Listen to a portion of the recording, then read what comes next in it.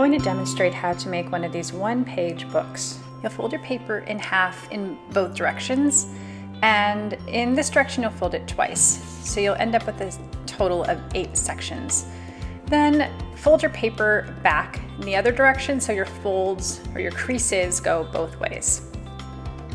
Okay, next step, we'll fold our paper in half one more time, and you'll cut along this line, but only in one section.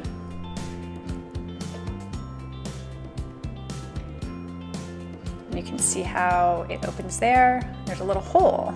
We're going to bend the paper to open it up like so, crease the paper, and fold it into a booklet. And I'll open it up again so you can see how this all comes together. You can make more than one of these and glue them together if you want to make a book that has more pages than this. There you have it, a one-page booklet. Now, if you'd like to make a longer booklet, you can take a few of these and glue them together cover to cover. What I'm showing you here is an art journal that I put together for our monthly art journal challenge.